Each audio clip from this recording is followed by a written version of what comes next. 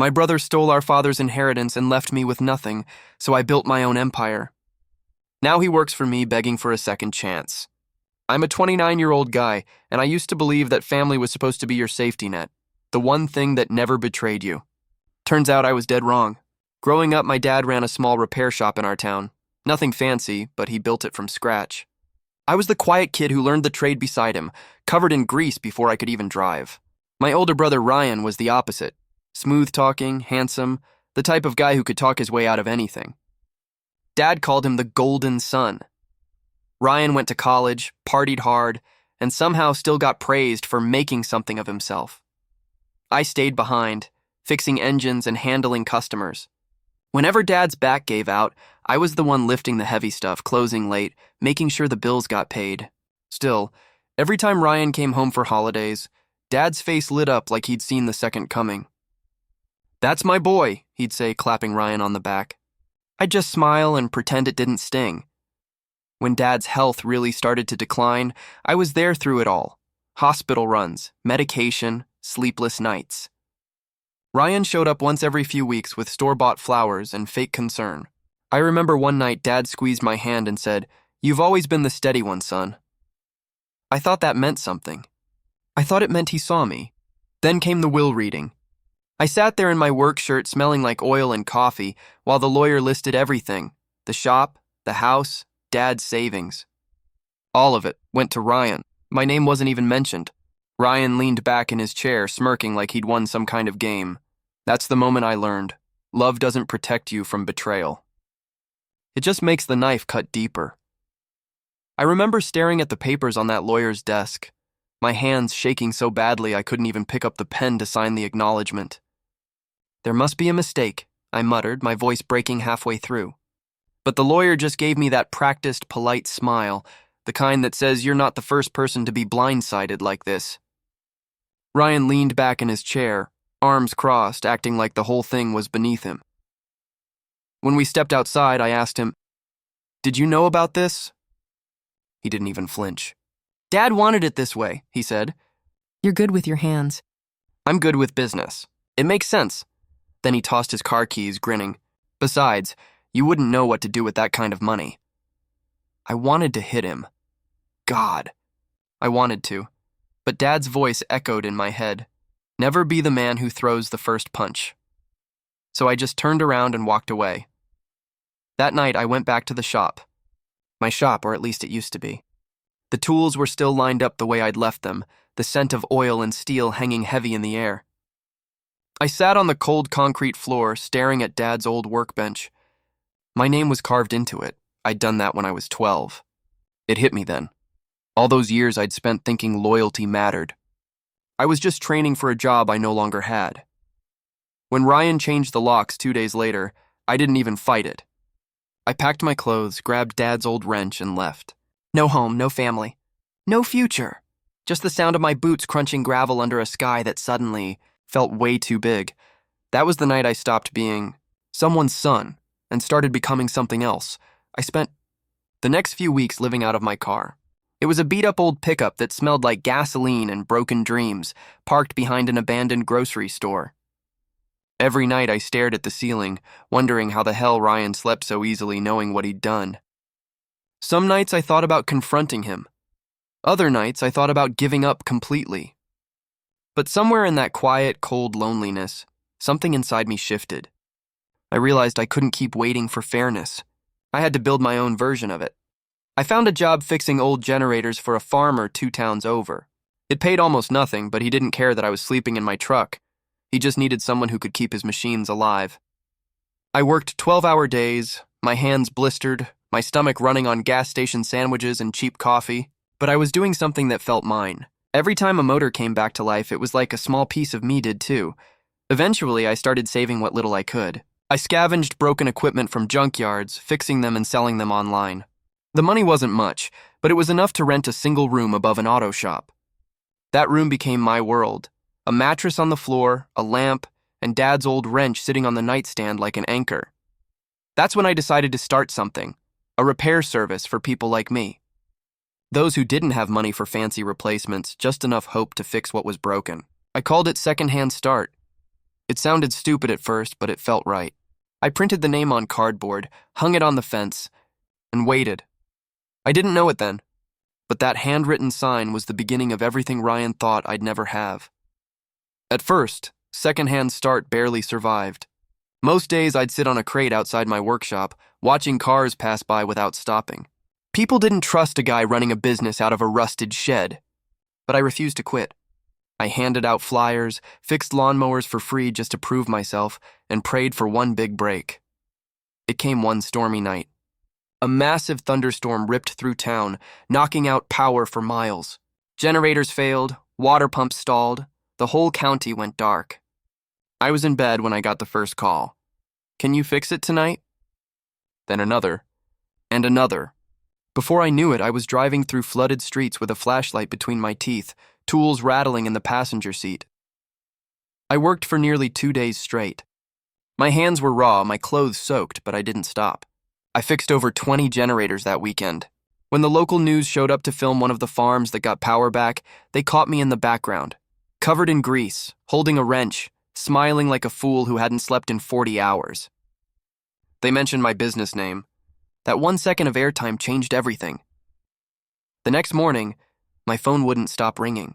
People I'd never met were calling, asking for quotes. By the end of the month, I had more work than I could handle. I hired 2 guys. One was a single dad, the other an ex-con trying to turn his life around. We worked from sunrise to midnight, running on coffee and second chances. For the first time since Dad's death, I felt alive, not rich, not successful, just proud. I didn't have the inheritance Ryan stole, but I was finally building something no one could take from me. And I had no idea the universe was about to put my name right where his once was. A year later, my life looked completely different. The old shed had turned into a proper workshop with a sign that didn't look like it was made from a cereal box. I had 3 employees now, steady contracts, and a reputation for never turning anyone away. I wasn't rich, but I could finally afford real tools, clean clothes, and a place that didn't leak when it rained. For the first time in years, I felt like I'd built something from nothing. Then one morning, an email changed everything. It was from a big construction company I'd never heard of. They'd seen the local news clip and wanted a quote for ongoing generator maintenance. I thought it was a scam at first, but when I met their project manager, a sharp woman in a navy suit named Claire, she said, "You've built a name around reliability, Mr. Cooper. We could use that." Those words stuck with me. Reliability. Something no one had ever associated with my family before. That contract was worth more than every job I'd done combined. I reinvested everything. Better tools, new trucks, a small office with my company's name stenciled on the glass, second-hand start energy systems. I couldn't stop smiling. Dad would have loved it. One afternoon, Claire invited me to a trade expo in the city. She said it would help me network. I showed up in my best shirt, still feeling out of place among polished executives and corporate banners. I was shaking hands, making small talk, when I heard a familiar laugh behind me. Ryan. He was standing by a booth, suit immaculate, that same fake grin on his face. Our eyes met, and for a split second he looked uncertain. Then his smirk returned, like time hadn't changed a thing. But this time, I wasn't the one standing in the shadow. Running into Ryan that day lit a fire in me I didn't even know still burned. He shook my hand like we were old friends, pretending nothing had ever happened. "Heard you're doing all right for yourself," he said, voice dripping with condescension. I smiled back and replied, "Yeah, built it from scratch." His jaw tightened, but he laughed it off. It felt good, watching him realize I wasn't that quiet, invisible kid anymore. For a while, life kept climbing. The contracts got bigger. The money came faster. I opened a warehouse and started designing my own line of industrial generators under a new name, Meadow Tech Energy. I even hired an accountant because I was finally dealing with numbers I couldn't count on my fingers anymore. It felt like the empire I'd built from dust was finally real. But success has a way of testing you when you least expect it. One of my biggest clients, a real estate developer who owed me hundreds of thousands, suddenly went bankrupt. Overnight, my invoices became worthless paper. My warehouse rent bounced, suppliers froze credit, and employees started asking if we'd still get paid. The walls that took me years to build began to crack in weeks. I'll never forget that week. I barely slept. Every time the phone rang, it was another demand, another bill, another threat. I sat in that office alone one night, staring at the glowing Medotech Energy sign outside. The same sign I was thinking of taking down. For a moment, I thought maybe Ryan had been right. Maybe I wasn't built for this. Maybe all I'd ever be was the guy fixing other people's mistakes. But then I picked up Dad's old wrench, the one thing I'd kept through everything, and whispered, "Not this time." That was the night I decided I'd rather rebuild from ashes than live in his shadow again. Those next few months were hell. I sold my truck, pawned my tools, and took every odd job I could find just to keep Medotech's doors open. My employees stuck with me even when I couldn't pay them on time. "We believe in you, boss," one of them said. That broke me more than any debt collector ever could. I couldn't let them down, so I bet everything on one final shot, a small renewable energy startup looking for custom generators. They couldn't pay much, but they offered a profit share if the launch succeeded. I worked 20-hour days redesigning my models, sleeping on the warehouse floor, living on instant coffee and stubbornness. The night before the demo, the power went out in my building. I fixed the circuit with a flashlight in my mouth and bleeding hands because failure wasn't an option anymore. The next morning, the prototype roared to life in front of their investors. It ran cleaner, quieter, and longer than any unit on the market. The startup took off, and so did we. Within a year, that small deal turned into dozens more. The story spread, the broke mechanic who built an energy company from nothing. Medotech became a recognized name. I opened offices in 3 states, hired engineers, and finally paid back every person who ever took a chance on me. I even bought back the land where Dad's old repair shop once stood. Sometimes at night, I'd walk through the new office lobby and stare at the logo on the wall, my logo, and think about that kid who once slept in his truck, covered in grease and heartbreak. I had no idea that fate was about to come full circle. And Ryan would be the one knocking at my door this time. It was a quiet Thursday morning when my assistant walked into my office and said, "There's someone asking to meet you. Says his name is Ryan Cooper." For a second, I thought she was joking.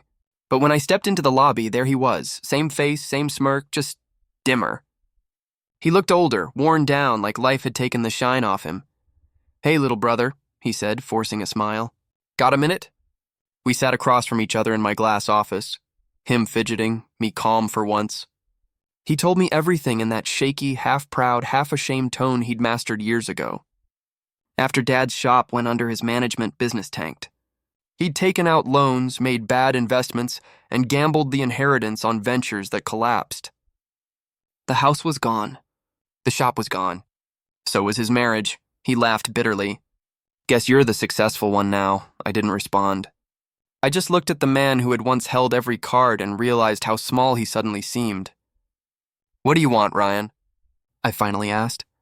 He hesitated before answering.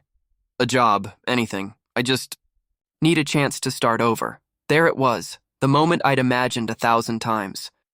The man who'd left me homeless, now begging for help. Every part of me wanted to say no, to let him drown in the same emptiness he'd once pushed me into. But something about the way he looked, tired, defeated, kept me silent. I told him I'd think about it. He nodded, eyes glassy, and left. After he walked out, I stood by the window, staring down at the bustling city below. For years, I dreamed of seeing him broken. Now that he was, it didn't feel like victory. It felt like standing over the ashes of the past, wondering what forgiveness might cost. 2 weeks passed before I heard from him again, but this time, not directly. My HR manager knocked on my door holding a folder. "We got a new applicant," she said, handing it over with a confused look. When I opened it, I froze. "Ryan Cooper. Position applied for operations assistant." I almost laughed. He'd actually gone through the company website to apply. I told her to set up the interview and not to mention a word about who owned the company. She hesitated but agreed. The next morning, I watched him walk into the conference room wearing an old suit that didn't fit right. His confidence was gone. He sat across from me, and when he finally looked up, the color drained from his face. "You've got to be kidding me," he whispered. "Morning, Ryan," I said, keeping my voice calm. "Let's begin." He stumbled through his answers, trying to regain control. When I asked about his last management job, His eyes flickered with regret. Things didn't end well, he admitted. I made some poor choices. Hurt people I shouldn't have. He couldn't even look at me. For once, I didn't see arrogance, I saw shame. At the end, I stood up and said, "Thank you for coming in. We'll let you know." He nodded, his voice cracking as he muttered, "I just need a chance, man." When he left, I sat in silence for a long time. Every memory flooded back. The shop, Dad's disappointment, the nights in my truck. Part of me wanted to reject him instantly. Another part wondered if this was karma's strange way of giving me a choice, to repeat his cruelty or rise above it. I didn't decide right away. But that night, staring at Dad's old wrench on my desk, I knew one thing for sure. I finally held the power he'd stolen from me. That night, I couldn't sleep. I kept replaying the interview in my head, his shaking hands, his cracked voice, the quiet humiliation behind his eyes. I thought I'd feel satisfaction, even revenge. But instead, I just felt empty. Winning didn't feel like winning when the person you beat was already broken. The next morning, I walked into the office early. My team greeted me like always, but I barely heard them. I stood by the window, watching the sunrise bleed over the skyline, and thought about Dad. I remembered how he used to say, "Pride can build an empire, son, but only grace keeps it standing." Maybe this was my moment to prove I'd learned something he hadn't lived long enough to see, so I called HR. "Hire him," I said simply. My manager hesitated. "For real? After everything you told me about your brother?" I nodded. "He needs a job, not a lecture." When Ryan showed up for his first day, I caught him standing in the hallway, staring at the Medotech logo on the wall. "Didn't expect this," he admitted quietly. I shrugged. "Neither did I." He started at the bottom. No office, no special treatment. Just another man in a blue uniform fixing things. The first few weeks were rough. He worked slower than everyone else, avoided eye contact, and flinched whenever someone mentioned my name. But over time, something shifted. He began staying late, helping others without being asked. The arrogance was gone. What replaced it looked a lot like humility. One night, as I was leaving, I saw him sweeping the floor after everyone had gone. I wanted to tell him I noticed, but I didn't, not yet. I wasn't ready for that conversation. Forgiveness doesn't happen with words. It happens in the quiet work of becoming someone better than your past. A few months later, Ryan knocked on my office door after everyone else had gone home. He looked nervous, hands tucked in his pockets, eyes darting to the floor. "Got a minute?" he asked. I nodded, motioning for him to sit, but he stayed standing. His throat worked like he was swallowing something sharp. Then, without warning, his voice cracked. "I need to tell you the truth," he said, "about Dad's will." My heart started pounding. He took a deep breath, trembling. "Dad didn't cut you out. He left the shop to both of us. I convinced him to change it. I told him you weren't ready, that you'd wasted. He trusted me." His eyes filled with tears, and for a moment I didn't recognize the man in front of me. "I thought I deserved it," he whispered. "I thought I was smarter, better. But when I lost everything, I realized I was just selfish." I couldn't speak. My chest felt like it was caving in. Years of anger, humiliation, and grief all boiled to the surface. I wanted to yell, to throw something, to make him feel the pain I'd carried all those nights I slept in my truck. But then he said, "I ruined us, didn't I?" And I saw it. The same boy I grew up with hiding behind arrogance and fear. "You did," I finally said quietly. "You took everything." He nodded, tears streaking down his face. "I know, and I'd give it all back if I could." For a long time, neither of us spoke. The only sound was the faint hum of the city outside. Finally, I stood up and said, "You can't fix the past, Ryan, but you can stop running from it." He looked up at me with a broken kind of hope. "Does that mean you forgive me?" I sighed. "Not yet, but maybe someday." It's been 3 years since that night in my office. Ryan still works at Medotech. He's not an executive, not even a manager. But he's steady, reliable, and quiet. The employees like him, some of them don't even know we're brothers, and honestly, that's fine with me. I don't see him as the man who stole from me anymore. I see him as the man who's still trying to earn back what he broke. Sometimes, I catch him standing by the shop floor window, staring out at the skyline. The same skyline I once looked at, wondering how forgiveness could ever fit into a life built from betrayal. He always nods at me when our eyes meet, like he's silently saying thank you for another day to make it right. I rebuilt everything he took, but I also rebuilt something he couldn't touch: my peace. I bought back Dad's old property and turned it into a training center for young mechanics from broken homes. We call it the Meadow Foundation. Every time I walk through its doors, I see pieces of my past scattered everywhere: grease stains, laughter, second chances. It's exactly what I wish someone had given me when I was lost. As for Ryan, he still carries his guilt quietly. But he shows up every morning, coffee in hand, ready to work. I don't praise him often, but I think he knows I respect what he's become. Sometimes that's enough. People ask me all the time how I went from broke to successful, from betrayed to fulfilled. The answer isn't money or revenge, it's perspective. I lost everything that wasn't meant for me so I could find everything that was.